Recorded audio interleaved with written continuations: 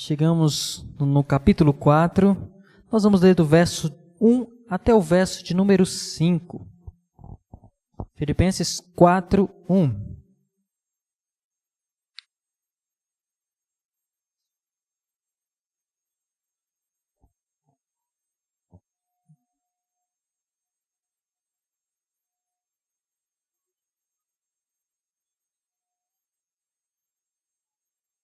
E diz assim a palavra do Senhor: Portanto, meus amados irmãos, de quem tenho muita saudade, vocês que são minha alegria e coroa, sim, meus amados, permaneçam deste modo, firmes no Senhor.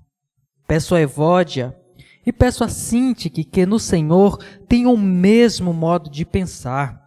E peço também a você, fiel companheiro de jugo, que as auxilie, pois juntas se esforçaram comigo no Evangelho, juntamente com Clemente e com os demais cooperadores meus, cujos nomes se encontram no livro da vida. Alegre-se sempre no Senhor. Outra vez digo, alegrem-se. Que a moderação de vocês seja conhecida por todos. Perto está o Senhor. Oremos mais uma vez.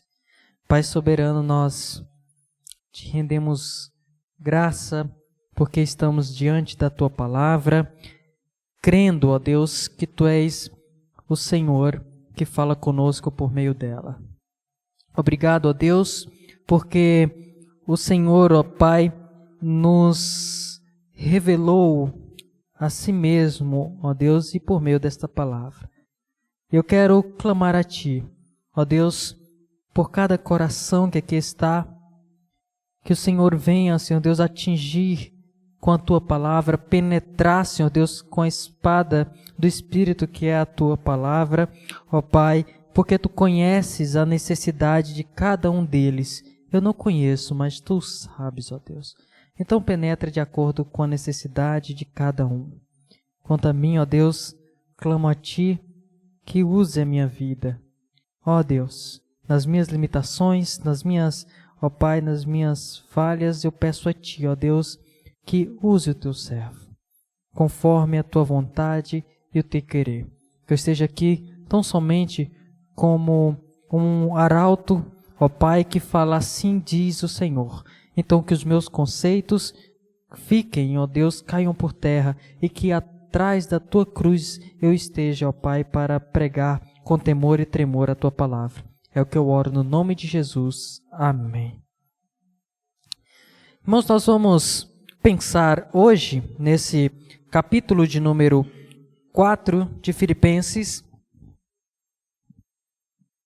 onde nós chegamos na parte final da carta aos Filipenses, e Paulo, nesse trecho, está trazendo uma série de recomendações, está trazendo uma série de exortações, de conselhos para a igreja de Filipos. E esses conselhos que, primeiramente, foram para a igreja de Filipos e, por conseguinte, também são conselhos importantíssimos para nós. Era estilo de Paulo, era a maneira de Paulo escrever depois de dar os princípios bíblicos. Depois de dar os princípios bíblicos, depois de passar os preceitos que ele queria para a igreja, ele conclui a sua carta com algumas recomendações de suma importância.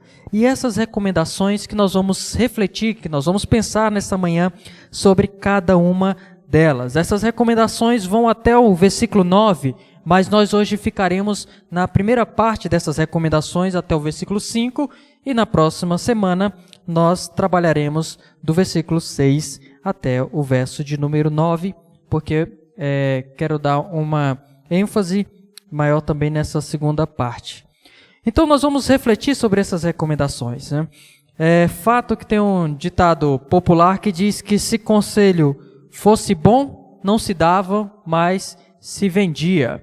E é curioso que nós temos vivido numa geração que cada vez mais tem resistido ao conceito ou à ideia de que alguém pode te aconselhar, que alguém pode te fazer uma recomendação, uma orientação, seja pela experiência, seja por um princípio, seja por alguma vivência ou pela própria sabedoria que a pessoa tem. E essa geração vem cada vez mais vivendo esse conceito de que, olha, a vida é minha, eu faço dela o que eu quiser e eu não preciso que ninguém opine sobre nada. E aí você leva esse conceito para a sua vida, sobretudo para a sua vida com Deus, de tal forma que você pensa que Deus também não pode te dar orientações, conselhos acerca da sua vida. E quando nós passamos a viver dessa forma, nós simplesmente deixamos de crescer, deixamos de aprender com a sabedoria dos outros. Salomão diz algo muito interessante, diz que na multidão dos conselhos há sabedoria. E o apóstolo Paulo, quando chega aqui no capítulo 4, ele sabia exatamente de cada problema que a igreja de Filipos estava enfrentando.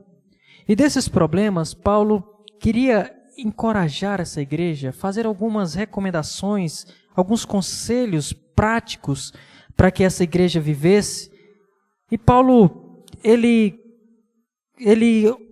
com muito amor, ele chama essa igreja assim para perto e diz o seguinte: olha, tem algumas coisas que eu preciso destacar para vocês. E eu queria que vocês ouvissem esses conselhos com o coração muito aberto. E quais são esses conselhos? Nós vamos ver cada um deles agora.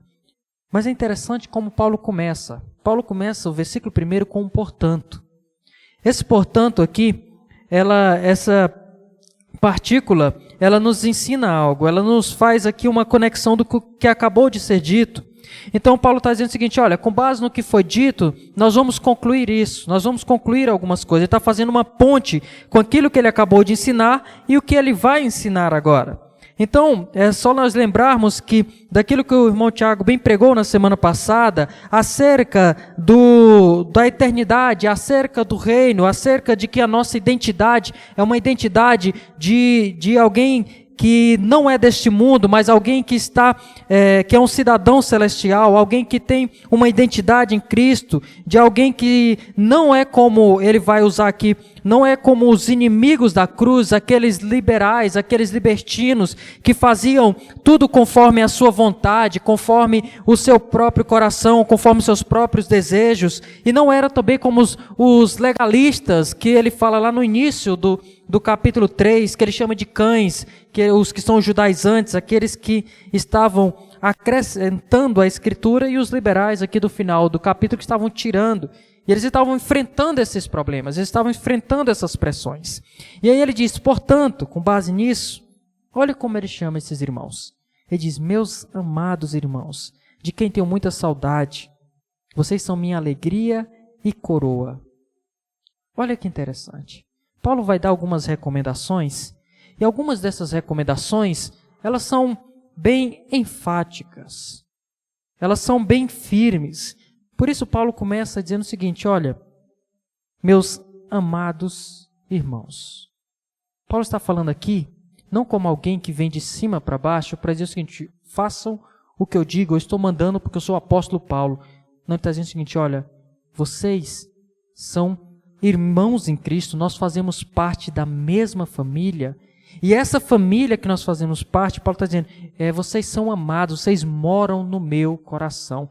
E Paulo já tinha rasgado diversos elogios a essa igreja, lá no capítulo 1, no decorrer de toda essa carta, ele chama, olha, eu tenho um carinho muito grande por vocês, vocês moram no meu coração, é justo que eu me sinta assim por causa de vocês. Ele agora chama ele de meus amados irmãos, de quem eu tenho muita saudade.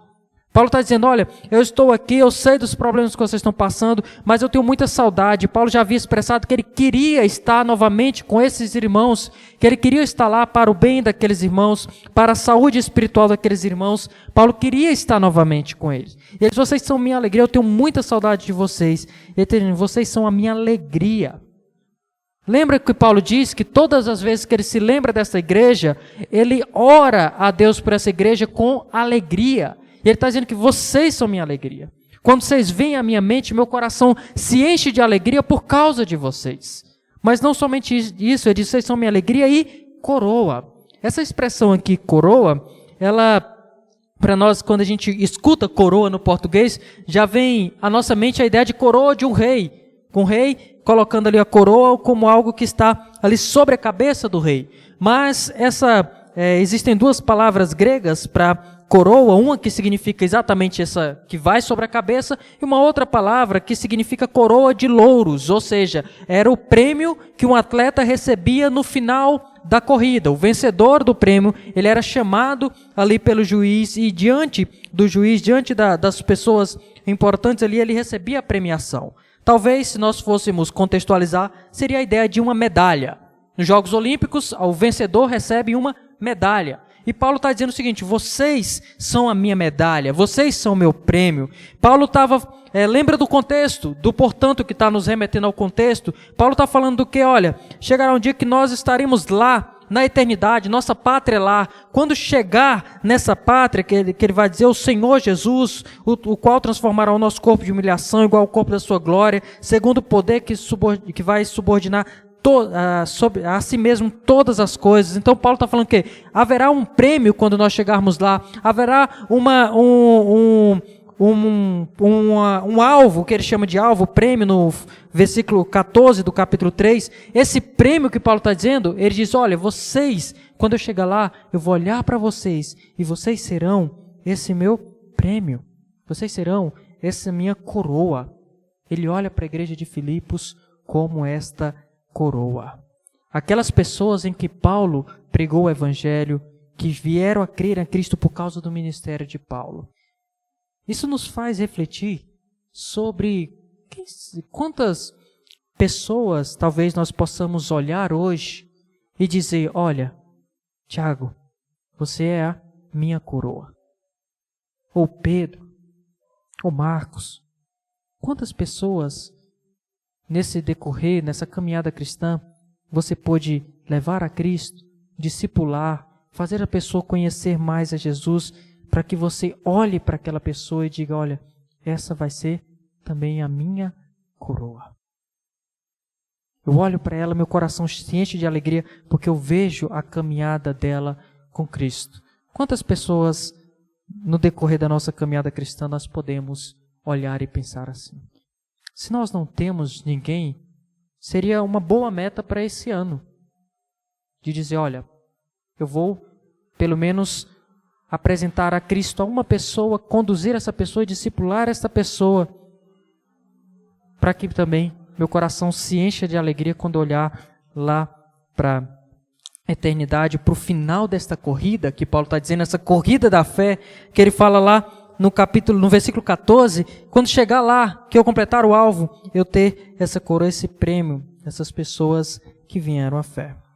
Mas ele continua dizendo no verso 1, sim, meus amados, permaneçam deste modo, firmes na fé. Nós temos aqui a primeira recomendação do apóstolo Paulo, para que a igreja permaneça firmes no Senhor. Primeira recomendação de Paulo é que a igreja permaneça firme. Depois que ele faz essa introdução, aqui falando da afeição dele para com essa igreja, ele diz, olha, permaneçam firmes no Senhor. O que ele quer dizer com permanecer firme? Lembre que a igreja de Filipos estava passando por problemas. Quais eram os problemas? Por um lado, de forma interna, dentro da igreja, eles tinham os legalistas, os judaizantes, aqueles que enchiam de regras, e olha, você tem que fazer isso não pode comer isso, não pode fazer tal coisa, enchiam de regras, tornava a vida cristã pesada. E havia os libertinos, que eram aqueles que eram opostos dos legalistas, né? Eles diziam que não, viva como você quiser. Deixe a sua vida ser conduzida pelos seus desejos. Faça qualquer coisa, não tem problema de nada. E tinha também perseguições externas. Eles tinham um império romano ali perseguindo, matando, aprisionando muitos cristãos. Porque os cristãos declaravam que Cristo era o Senhor e não César era o Senhor. E eles adoravam a Cristo e não ao imperador.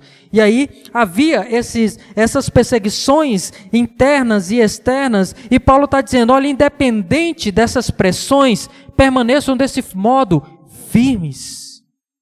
Vocês precisam permanecer firmes. A firmeza é uma marca de uma igreja saudável. Uma igreja saudável, ela permanece firme, independente das pressões, sejam externas, sejam internas. Seja pressões por conta de uma fidelidade ao Evangelho, seja distorções do Evangelho dentro da igreja, a igreja precisa permanecer firme.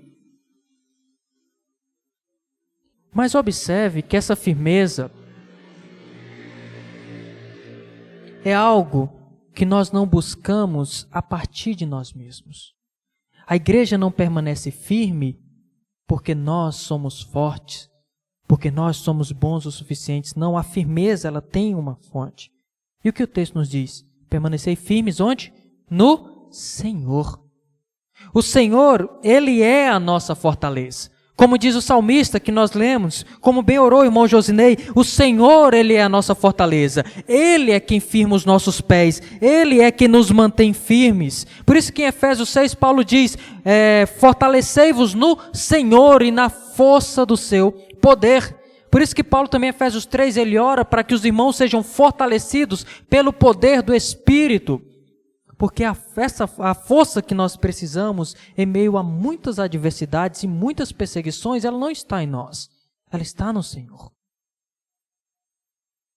Ela está no nosso Deus, porque esse Deus é que tem o poder. Por isso que ele fala no final do verso 21, ele o qual transformará o nosso corpo na humilhação para ser igual ao corpo da sua glória, segundo a eficácia do poder que ele tem de até subordinar-se todas as coisas. É esse poder que ele está falando, é essa força, essa fortaleza, esse poder que atuou em Cristo, ressuscitando Cristo, é o mesmo poder que está à disposição da igreja, e é esse mesmo Espírito que nos fortalece diante de todas as nossas perseguições. Ao contrário daquela música que diz, né?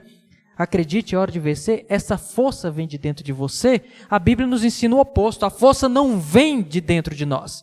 Não é olhar para mim, não é olhar para o espelho e dizer, você é forte, você é forte, você é forte, você é forte, que você vai ficar forte. Não, a fortaleza, ela vem do nosso Deus. A nossa firmeza e a nossa força precisa vir do nosso Senhor. Ele é a nossa fonte de firmeza. O Senhor é quem firma os nossos pés. Certo? Então ele vai para a segunda orientação. A segunda orientação de Paulo é a necessidade da unidade espiritual. Verso 2 e 3. Segunda orientação, recomendação, a necessidade da unidade espiritual. Olha o que ele diz.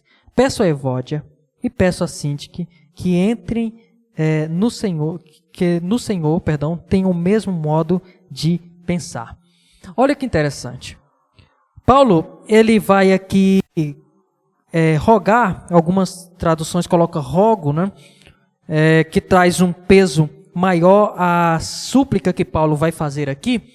E note que é algo interessante. Paulo, ele repete aqui a palavra rogo ou a palavra peço. Ele não diz assim, ó, peço a Evódia e a Sintique. Mas ele diz, peço a Evódia e peço a Sintique, ou rogo a Evódia e rogo a Sintique. Por que Paulo faz isso? Porque aqui há dois lados conflitantes. Há o lado da Evódia, que está em conflito com a Sintique. Mas Paulo sabe que num conflito, sempre há as duas partes. E ele não quer generalizar, ele quer dizer o seguinte, olha, de forma particular e pessoal, eu rogo a você, Sintique. Mas ele vira, mas eu rogo também a você, Evódia. Que vocês entrem em acordo no Senhor. Que vocês tenham o mesmo modo de pensar. Paulo sabe que uma das coisas que pode minar uma igreja é a divisão ou a quebra da união e da unidade espiritual. Tanto que Paulo ele não poupa esforços e ele não se preocupa com o fato de ele estar citando aqui na carta o nome das pessoas. Paulo sabia que esse problema era sério. Paulo sabia que esse problema podia destruir essa igreja, que era uma igreja cooperadora com ele no Evangelho. Era uma igreja que pregava o Evangelho, era uma igreja que cooperava financeiramente com o ministério de Paulo, com as outras demais igrejas, e era uma igreja que Paulo amava muito e tinha essa, digamos assim, esse cuidado mútuo, tinha essa marca, e essa quebra de Evódia e Síntique, isso poderia comprometer aquela igreja.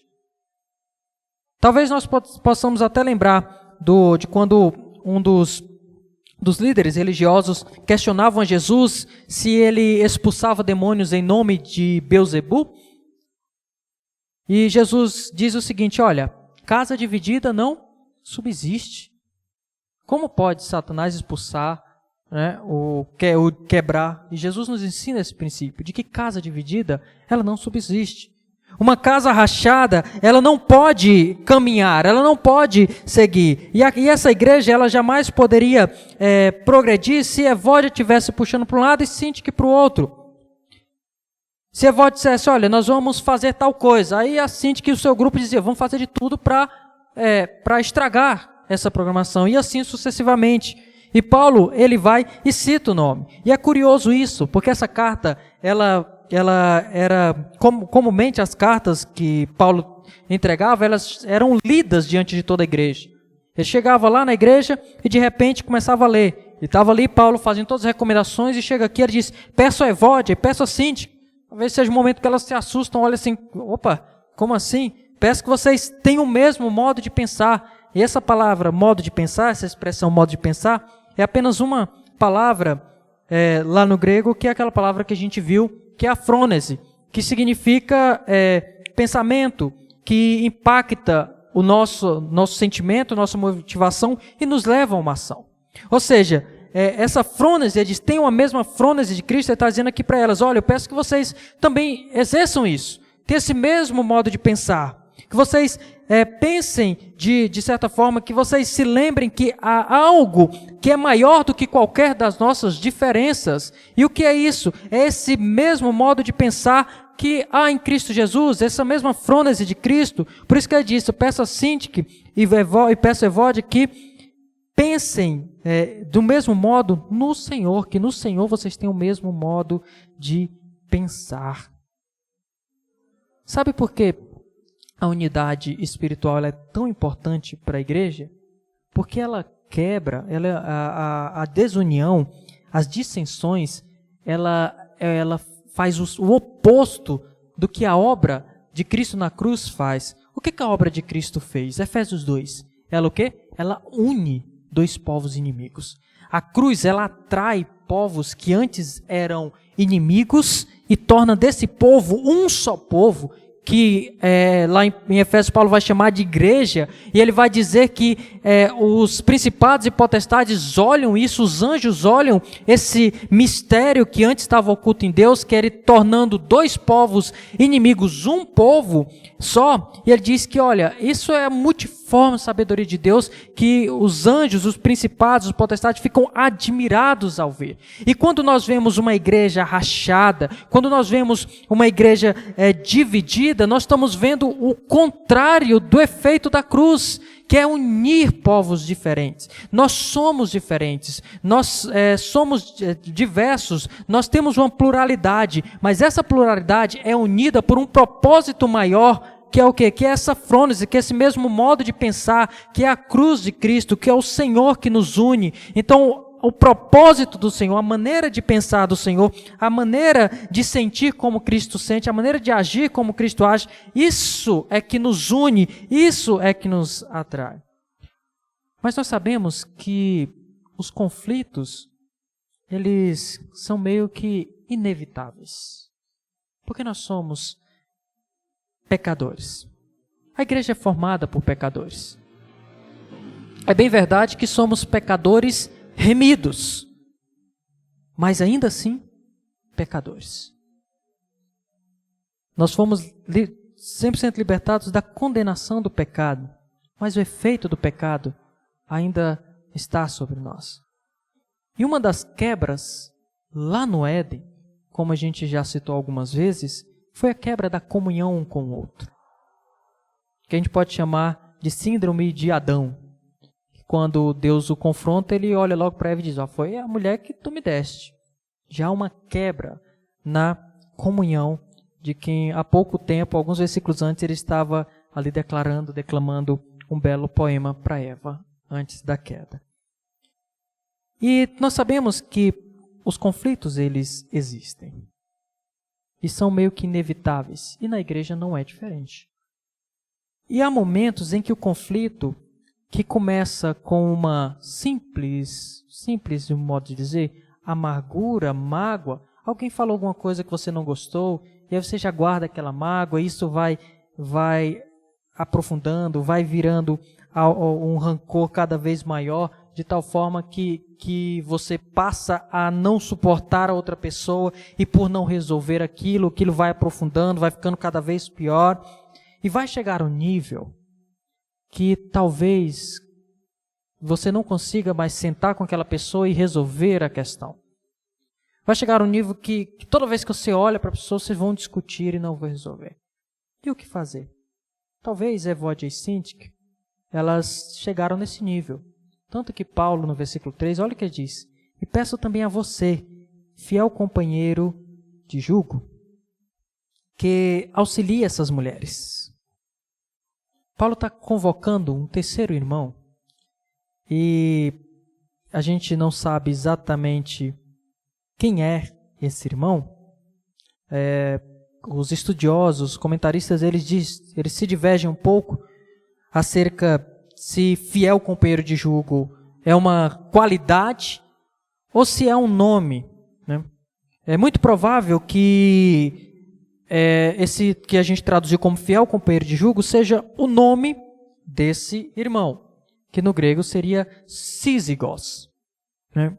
É muito provável que seja porque ele está fazendo uma lista de nomes. Ele já tinha citado Sintique, Evódia, cita depois Clemente e ele cita esse Sísigos. E talvez o significado do nome dele seja isso, fiel companheiro de jugo. Assim como os nomes geralmente tinham um significado muito forte. E aí ele convoca esse irmão. E ele diz, pede que auxilie essas irmãs. Ou seja, havia um momento em que era necessário que uma terceira pessoa intervisse para fazer essa conciliação. Então ele diz, olha, eu peço a você que faça isso. Que você sente com essas irmãs, que você reconcilie, porque essa dissensão, essa desunião, ela vai causar sérios danos para a igreja. E assim nós devemos ser como conciliadores. O Senhor nos chamou para sermos conciliadores, para criarmos, de certa forma, pontes entre os relacionamentos e não criarmos abismos, barreiras. Nós precisamos ser aquelas pessoas que, se vemos um conflito, nós chegamos para conciliar esse conflito e não para jogar mais gasolina nessa chama, nessa fogueira. Nós precisamos ser conciliadores. Nós precisamos, o próprio Paulo vai dizer que Cristo nos deu esse ministério da reconciliação. Nós precisamos agir dessa forma. Se alguém chegar para você para falar mal de alguém, o que você deve fazer? Você deve, de alguma forma, você tem alguma coisa contra esse irmão? Você quer que eu vá lá e converse com você? Por que você não se dirige diretamente a ele? Se você está magoado com alguma coisa, por que você não chega e fala? Por que não resolve? Não corta já no início. Nós somos irmãos em Cristo, nós somos famílias, nós somos amados do Senhor. Nós somos igreja do Senhor. E ele está dizendo, reconcilie. Por quê? Olha o que Paulo diz. Auxilia essa mulher, pois, olha a razão que Paulo vai dar. Pois juntas se esforçaram comigo no Evangelho, juntamente com Clemente e com os demais cooperadores meus, cujos nomes se encontram no livro da vida. Paulo não encara essas duas irmãs, embora elas tivessem conflito, embora isso estivesse afetando a igreja, Paulo não trata essas irmãs como se elas fossem ímpias, ou como se elas fossem pessoas não salvas. Ele está dizendo, essas irmãs, elas foram cooperadoras. Provavelmente essas irmãs eram alguém de liderança ali naquela igreja, alguém que cooperou, que estava junto com Paulo quando Paulo esteve em Filipenses. Foram pessoas que apoiaram o ministério de Paulo. Juntamente ele cita Clemente. E esse não é Clemente de Roma, mas é um Clemente que estava ali em Filipos. E, olha, elas auxiliaram, junto com os demais cooperadores, aqueles que estavam junto comigo. E ele diz, e essas pessoas, todos esses cooperadores, incluindo Evódia e Síndic, têm o seu nome guardado no livro da vida. Naquele livro que Apocalipse, que João revela lá em Apocalipse, o livro do Cordeiro, onde está ali escrito o nome de todos aqueles que foram remidos, salvos pelo Senhor Jesus. Ele diz, olha, neste livro está lá escrito o nome dela. Lembrando que a cidade de Filipos era uma colônia romana, e eles se orgulhavam porque nas colônias romanas eles tinham seus nomes escritos ali no registro, numa espécie de cartório, e eles ficavam felizes porque eles eram cidadãos romanos. Mas esses registros, eles passavam. Ao falecer, os nomes eram apagados, mas Paulo está dizendo, olha, esses cooperadores diferentes do registro humano, eles têm o seu nome no livro da vida. Nesse livro, onde aquele que tem o seu nome escrito por Deus, desde a fundação do mundo, esse não é retirado jamais. Ele está dizendo, peço que vocês entrem em acordo no Senhor. A unidade espiritual é de extrema importância para a igreja. Mas a unidade, ela não flui naturalmente. Nós precisamos se esforçar, nós precisamos demandar energia para que a gente possa manter essa unidade. Essa unidade que começa na nossa família e se estende para a nossa igreja. Então, sempre que tivermos esses conflitos, que a gente possa resolver logo. Coisas pequenas, começa pequeno. Às vezes o conflito é tão grande que quando você vai cavar, quando as pessoas não conseguem nem se olhar, quando você vai cavar, começou tão pequeno, que um simples, me desculpe, me expressei mal, teria resolvido tudo. E às vezes racha uma igreja, por quê? Porque faltou a humildade, aquela humildade que havia no Mestre e que nós precisávamos replicar, como diz Filipenses 2,5.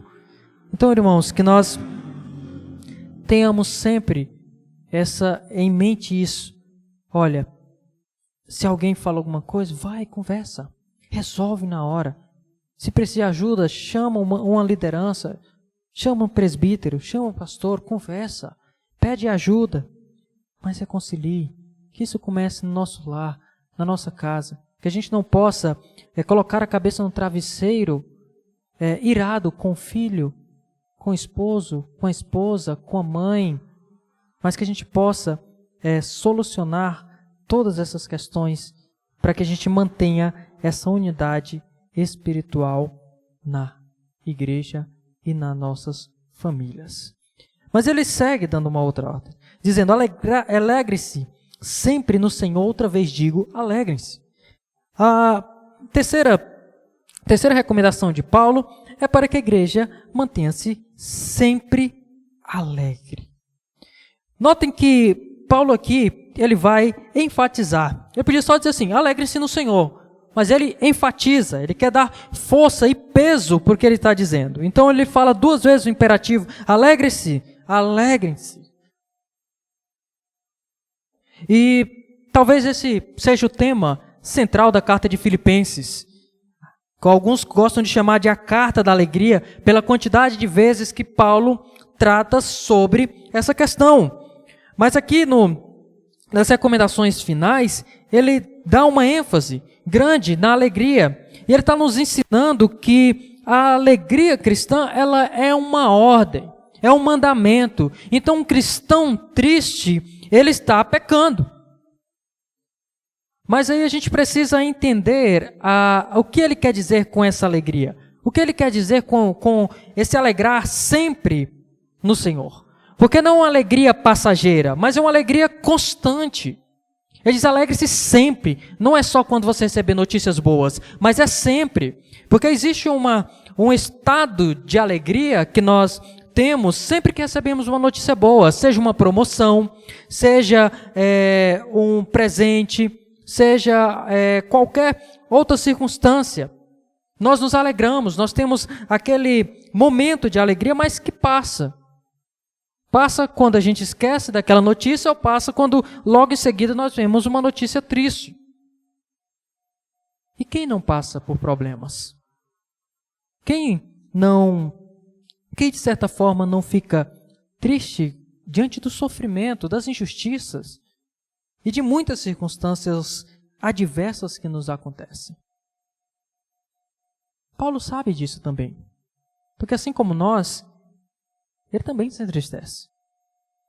Mas o que Paulo está nos ensinando é que, assim como a firmeza está no Senhor, a unidade, ela é no Senhor, a alegria também é no Senhor. Olha o que diz, alegrem-se sempre no Senhor. Aqui está o segredo da alegria. Por isso que Jesus, em João 15:11, ele diz, eu vos tenho dito essas coisas para que a minha alegria esteja em vós e a vossa alegria seja plena, seja completa. O que Jesus está dizendo, olha, as minhas palavras, elas vêm para que vocês possam ser plenamente felizes. Só há felicidade plena quando ela está em Cristo. E quando a nossa felicidade está em Cristo, nada pode roubar aí já não é mais um estado de felicidade. Eu não estou feliz, mas é uma essência. Eu sou feliz, independente das circunstâncias. É saber, e aí, aqui é que está a questão, porque independente de tudo que possa estar ruindo ao nosso redor, nós conseguimos olhar para o Senhor e encontrar nele a nossa alegria. Não quer dizer que diante de um sofrimento, ou de uma perda, ou de um luto, ou de qualquer notícia ruim que nós recebamos, nós vamos estar sorrindo como bobos alegres. Não, quer dizer que mesmo nas lágrimas, nós conseguimos encontrar no Senhor a nossa alegria. É quando não temos nenhum motivo aparente, fazer como o salmista no Salmo 117, que olha para a característica, que olha para o caráter de Deus e diz, eu me alegro porque meu Deus é bondoso. Embora muitas vezes eu não veja essa ação, eu sei que Ele faz com que todas as coisas cooperem para o meu bem. Pode estar doendo agora, mas eu sei que isso coopera para o meu bem.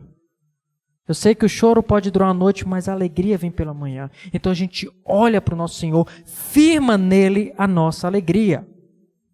Eu me lembro, quando eu estava fazendo contabilidade, estava eu um amigo, a gente foi na secretaria, e eu não lembro exatamente o que a gente estava conversando, mas a gente estava conversando, e como bom cearense, a gente estava conversando e rindo, né? Que aí a gente conversando alguma coisa e rindo, aí a secretária olhou para a gente assim, e disse, essa hora da manhã, nessa alegria todinha, só pode estar com o bolso cheio de dinheiro. A gente olhou assim um para o outro, aí riu, mas ainda, aí disse assim, rapaz, dinheiro falta, mas Jesus, graças a Deus, está nos dando alegria. Então, essa alegria, ela tem que ser acima de toda circunstância. Por que Paulo está dizendo que a nossa alegria deve ser no Senhor? Porque ele sabe que as perseguições que os filipenses enfrentam, essas perseguições roubam a alegria. Quem gosta de ser perseguido? Paulo sabe que os conflitos, as pessoas roubam a nossa alegria.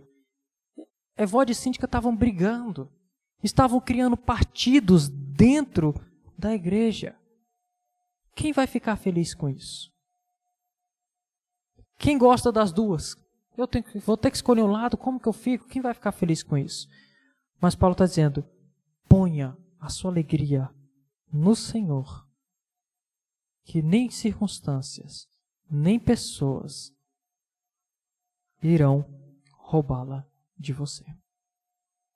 Mas ele segue dizendo, quarta recomendação de Paulo, que a moderação de vocês seja conhecida por todos. Perto está o Senhor. A quarta recomendação de Paulo é que a igreja seja moderada, ou que a igreja torne a sua moderação conhecida. Essa é uma palavra bem interessante. Essa é uma daquelas palavras, assim como a frônesis, essa é uma daquelas palavras que a gente não consegue traduzir todo o sentido dela.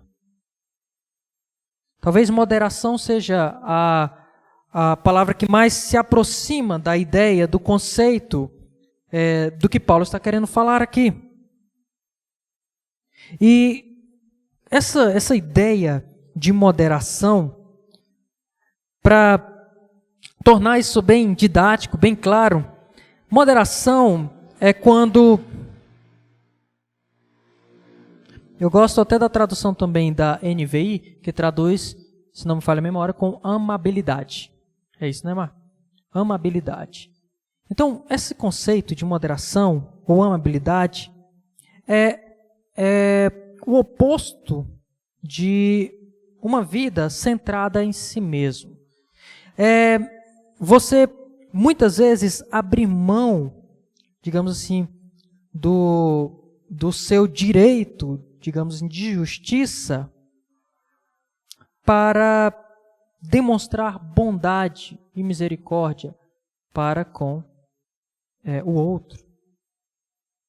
Muitas vezes, mesmo você dizer, não, mas é justo que eu haja assim, é justo que eu seja duro, muitas vezes você abre mão disso para demonstrar a sua bondade, a sua misericórdia.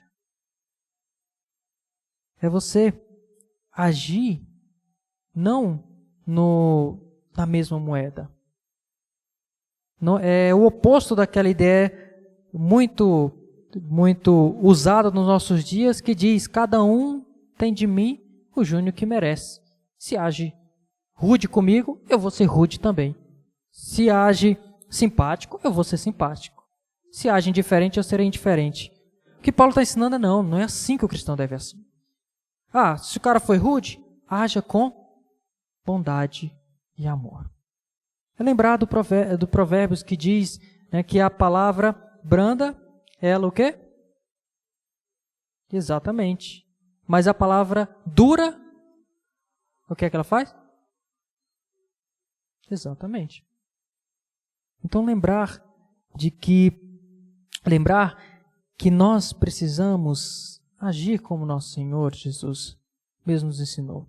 Muitas vezes e é interessante que aqui ele está falando primeiramente relacionado à igreja, como nós agimos com os nossos irmãos, que a nossa bondade, que isso seja uma marca visível entre nós, mas não apenas entre os irmãos, que isso se estenda também a todas as pessoas, que isso se estenda às pessoas que não apenas estão no nosso ciclo, que são nossos irmãos, nossa família em Cristo, mas que essa seja uma marca da igreja, um distintivo da igreja, que as pessoas olham, não, aquela igreja ela é conhecida por quê? Porque aqueles irmãos são moderados, são bondosos, são irmãos que a sua amabilidade é notória.